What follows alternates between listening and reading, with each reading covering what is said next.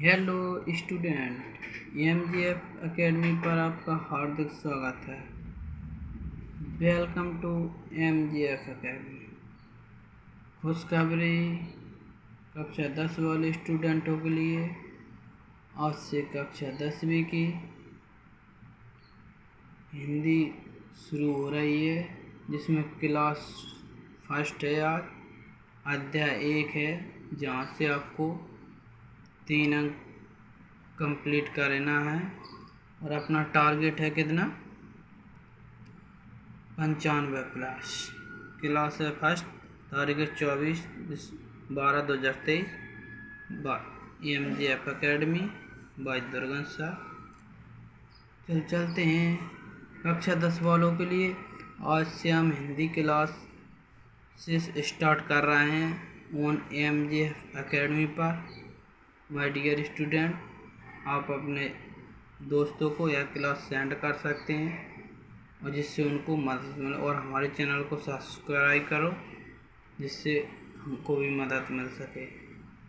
चलते हैं अध्याय की ओर। कक्षा 10वीं की है। आपको अच्छी से मेहनत करना है हिंदी में अच्छा स्कोर लाने के लिए। मैं दुर्गन सर आपको बहुत ही बेस्ट हिंदी पढ़ाऊँगा, जिसमें क्योंकि 95 प्लस नंबर का टारगेट रखा गया है। चलते हैं। यहाँ से ओटी बनेगी आपकी। हिंदी पद साहित्य को कितने भागों में विभाजित किया गया है, इन कालखंडों की समय सीमा भी बताइए। तो देख ले आप। आचार्य रामचंद्र शुक्ल का प्रारंभ संवत 1050 से मानते हैं। हिंदी विद्वानों ने इससे विभाजन को प्रमाणिक मान लिया है। उन्होंने जो काल विभाजन किया है वह निम्न उसका पहले आदि 4 भागों में बांटा गया। ओके, हिंदी पद साहित्य को कितने भागों में? 4 भागों में।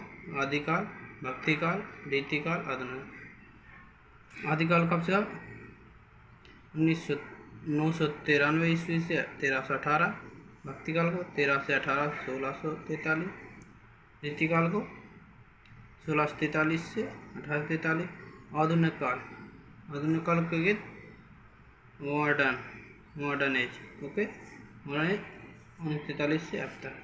तो आपको ये यहाँ से एक ओटी कंप्लीट होगी। ओके, तो चलते हैं अगले नेक्स्ट क्वेश्चन। आपका अगला क्वेश्चन है, रीतिकाल को श्रृंगार काल क्यों कहा जाता है? बहुत ही अच्छा क्वेश्चन है, मोस्ट क्वेश्चन है, यहाँ से होने की चांस है। रीतिकालीन काव्य में श्रृंगार रस का अधिक वर्णन हुआ है, इसलिए कुछ लोग इस काल को श्रृंगार काल कहते हैं।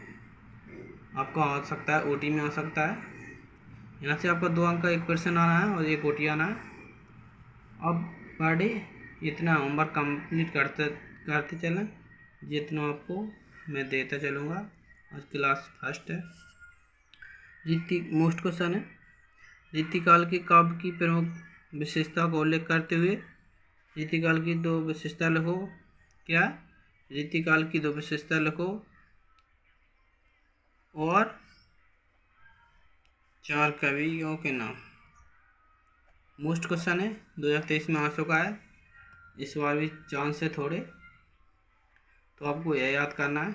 निम्नलिखित हैं श्रृंगार वर्णन, आश्रयदाताओं की प्रसन्नता पर केंद्रित, लक्षणता ग्रंथों की रचना, भक्ति नीति, प्रकृति का चित्रण, वीर रस, आधार। हेलो माय डियर स्टूडेंट, यह क्लास 9th और 10th दोनों कक्षाओं के लिए बहुत ही महत्वपूर्ण है, आप याद कर सकते हो। तो आपका पहला क्वेश्चन यहाँ से बना, रीतिकाल की विशेषता लिखो और 4 कवियों के नाम। आपको अच्छे से रटना है। चलते अगली ओर। हेलो माय डियर स्टूडेंट, आपको हम परीक्षा अध्ययन से एमपी बोर्ड की हिंदी पढ़ा रहा हूँ, आपको टिक भी करते चलना है। रीतिकाल के 4 कवियों के नाम, एक रचना लिखना है। तो रीतिकाल के कवि को हैं केशव, पद्मावत, बिहारी, घनाना। इनकी ये रचना है। कवि प्रिय रामचंद्र का, गंगा लहरी, जगत विनोद, बिहारी सत्साई। चलो चलते हैं अगले क्वेश्चन की ओर। ओटी में आ सकता है क्वेश्चन। देखा, रीति काव्य को किन काव्य धाराओं में विभाजित किया गया है? तो 3 भागों में किया गया है। कितने में? रीतिकाल को किसमें किया? रीतिबद्ध, रीतिसिद्ध, रीतिमक। रीतिकाल को कितनी काव्य धाराओं में विभाजित किया गया है? क्या रीतिकाल को रीतिवत, रीति सिद्ध, रीति मुक्त। और रीतिकाल के कवि को बिहारी, केशव, भूषण आदि। चलते हैं अगले क्वेश्चन की ओर, जो आपका यहाँ से एक ओटीवी में क्वेश्चन बन सकता है। आधुनिक काल को कितने युग में विभाजित किया गया है, उनकी समय सीमा भी लिखी है। तो भारतेंदु युग, द्विवेदी युग, छायावादी युग, प्रकृतिवादी युग, प्रयोगवादी युग, नई कप्ता युग। तो आपको क्वेश्चन नई कप्ता के लेखक को हैं भवानी प्रसाद, प्रयोगवादी के आगे, वो छायावाद के जयशंकर, सबसे मोस्ट क्वेश्चन छायावाद के जयशंकर, प्रयोगवाद के आगे, नई कप्ता आगे भवानी प्रसाद मिश्र। प्रकृतिवाद की कौन है, रामधारी। प्रकृति कौन करता है, राम। प्रकृति कौन के अनुसार होती है, हमारे राम भगवान के अनुसार, ठीक। द्विवेदी को होते हैं अयोध्या होते हैं, वो उपाध्याय होते हैं। द्विवेदी क्या होते हैं, अयोध्या सिंह उपाध्याय। भारतेंदु हरिश्चंद्र। ओटी आ सकती है, आप अच्छे से याद कर सकते हो। और अपना टारगेट है 95 पार, जिसमें आपको परीक्षा दिन से 75 अंक का आएगा और 25 नंबर का आपका प्रोजेक्ट होगा। इसलिए हमने कहा है 95 प्लस। नहीं आप घबरा जाना कि कुछ नहीं बताते हैं सर को, कुछ पता नहीं। आपके 75 प्लस 25 जोड़कर चल रहा हूँ। ये आप समझो कि हमारा तो 75 नंबर का पेपर होता है, सर 95 पार कर रहे हैं। मोस्ट क्वेश्चन है 2023 में आ चुका है, आपको याद करना है। प्रकृतिवाद काव्य की दो विशेषता, क्या दो विशेषता, कवि एवं रचना। ओके, आपका दूसरा क्वेश्चन यहाँ से बनता है, ये आपको याद करना है। प्रकृति को अवश्य हो, सोचतों से सहानुभूति, अर्थ व सामाजिक समानता पर बल, मुक्ति की नारी शोषण के प्रति मुक्ति के बाद ईश्वर के प्रति अनास्था। और इसके 4 कवियों के नाम लिखना है। अगर कही थी प्रकृति किसकी होती है,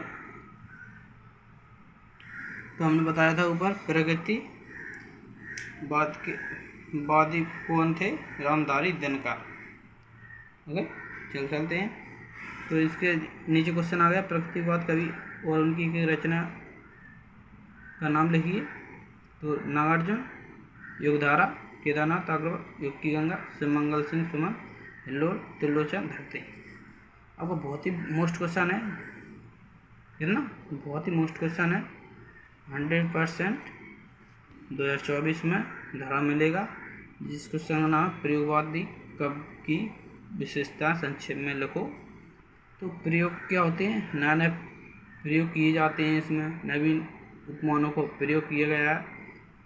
तो और क्या है, इसके कवि लिखो, क्या कवि, रचना। बहुत ही अच्छा क्वेश्चन है, 100% यहाँ से धरा मिलेगा। आपको मैं बता रहा हूँ, दुर्गा सर का कहना है कि आपको हिंदी में बहुत बेस्ट स्कोर दिलाकर रहेंगे, अब तो बस पढ़ते चलें। अब क्वेश्चन है प्रयोगवाद काव्य की विशेषता लिखो। प्रयोगवाद की काव्य की विशेषता है, नए नए उपयोग किए गए हैं, नवीन उपमानों का प्रयोग किया गया है, प्रेम की भावना का खुला चित्रण, इस काव्य में बुद्धि की प्रधानता होती है, निराशावाद की पहचान। उसमें था कवियों के नाम लिखो। प्रयोग के बाद के कवि कौन थे, आगे ने क्या कहा, हरी घास पर क्षण, मुक्तिबोध, चांद का मोटेड़ा, धर्मी भारती, अंधा योग, सर्वदला सक्सेना, बांस के पे। आपसे मैं कह रहा हूँ नई कविता की विशेषता 100% 2024 में धरा मिलेगा। मैं कह रहा हूँ, आप तो हमारा कहना मानो, मिलेगा ही आपको एमपी बोर्ड में। क्वेश्चन है नई कविता की विशेषता और नई कविता के कवियों के नाम। तो नई कविता की विशेषता क्या है, निम्नलिखित है। लघु मानववाद की प्रतिष्ठा, प्रयोगों में नवीनता, क्षणवाद के महत्व, जीवन के प्रति क्षण के महत्व को माना गया। अगला क्वेश्चन, अनुभूतियों का वस्तु चित्रण और बिंब नाबिंबों की खोज। कितना मोस्ट क्वेश्चन है, 100% आपको एग्जाम में धरा मिलेगा। तो तो आपको नई कविता की विशेषता और प्रकृतिवाद की विशेषता अच्छे से रटना है। आपको एग्जाम में पेपर में धरा मिलेगा, अब तो छाप पाना पेपर में। ओके।